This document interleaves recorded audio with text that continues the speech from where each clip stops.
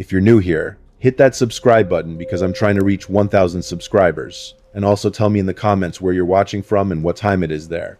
And now just get comfortable wherever you are and enjoy the story from start to end.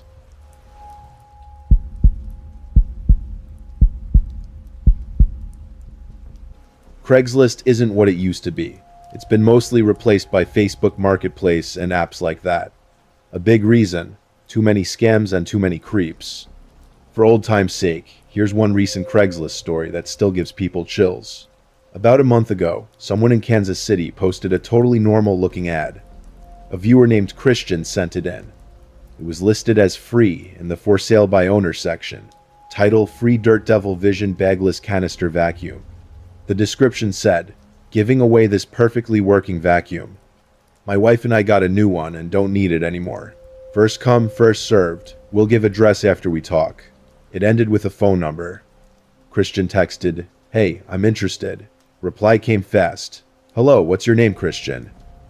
"Yours, Jackie. Nice to meet you. The vacuum is yours. When can you pick it up, Christian?" "Can you hold it until tomorrow?" "Sure thing." Next day, a follow-up text. "Hey, Christian, what time works tonight?" 8 o'clock. "Okay, perfect. Call me when you're close, and I'll give directions." Christian calls at 8.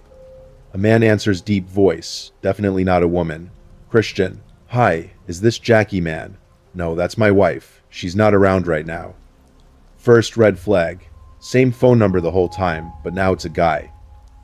The man says his name is Brock, and starts giving directions not to a house, but to cross streets near a warehouse south of the city.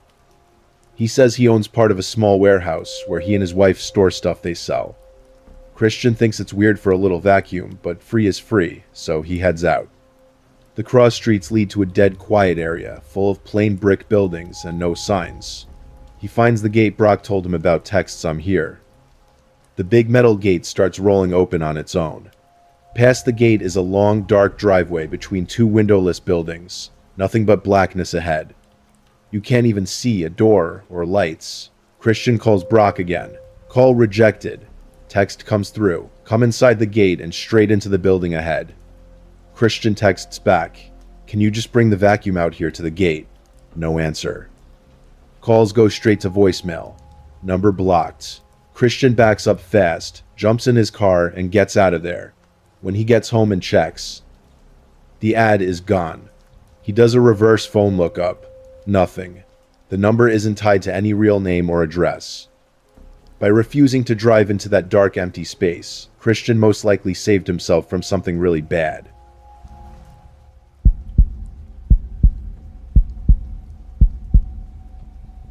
This Craigslist ad was posted on the 24th of May 2012. On the surface, it looks a little odd, but not crazy for the casual encounters section. The poster said he was making a private movie for his own enjoyment. He wanted a good-looking guy, age 1835, to act in it. He asked for face and body pictures, made clear there would be no pay, and ended with not looking for sex. The man who wrote it was Luca Rocco Magnotta, one of Canada's most infamous killers. The person who answered the ad was 33-year-old international student Jun Lin. Luca had spent years in and out of mental hospitals. In 2002, he was diagnosed with schizophrenia. By 2010, he was already posting sick videos online, suffocating and drowning kittens. People across the internet were horrified and started hunting for the man behind the videos. A tip finally pointed to Luca. Around Christmas, 2011, he posted another clip, this time feeding a live cat to a python, and began hinting his next victims would be human June. Lin was lonely, new to Canada, and didn't have many friends. He replied to the ad. They met the same night. Security cameras caught them walking into Luca's apartment building together. That night, June sent his ex a simple good night and good morning texts. They were the last messages he ever sent. The very next day, Luca uploaded a 10-minute video titled "One Lunatic, One Ice Pick." It showed June tied to a bed, still alive, while Luca stabbed him over and over with an ice pick, committed unspeakable acts, and then cut the body apart. For days, people who saw the video tried to report it to police. Most officers thought it was fake, so nothing was done right away. Luca had already started getting rid of the body. Cameras caught him wheeling trash bags out of the building while wearing Jun's t-shirt. On May 29, a janitor in Montreal noticed a suitcase that had been sitting outside his building for days. It started to smell terrible. When he opened it, he found June's torso inside. No head, no arms, no legs.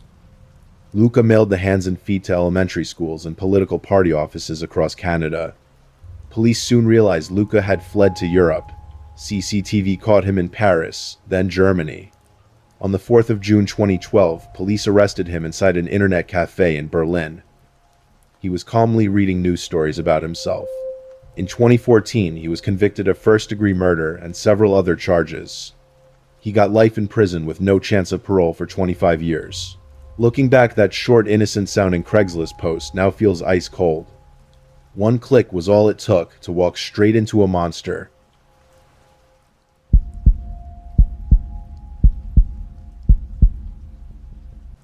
This last story happened to a college freshman.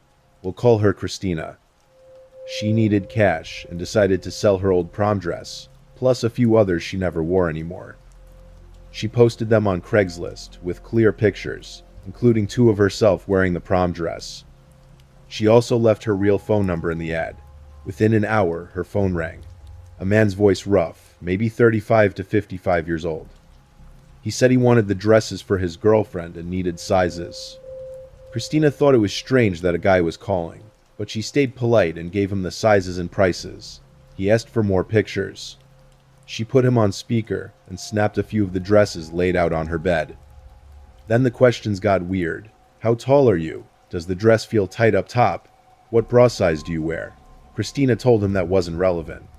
He laughed it off and said he just wanted to be sure they'd fit his girlfriend. Next, he asked if the dresses were tight on her body. She said some were snug. Then came the question that made her freeze. Any chance you could put them all on again and send pictures? So I can see how they really fit. Silence. Before she could answer, he added, "Did you wear panties under them?" A short, creepy laugh. "You have a really cute voice." Christina hung up, blocked the number, and took the ad down. She swore she'd never post on Craigslist again. But it didn't stop. A blank Instagram account started following her. A Facebook request came from the same name, Mike Allen. No profile picture, no posts. She Googled the phone number. It came back as Michael Allen. Now she had a real stalker. She blocked both accounts.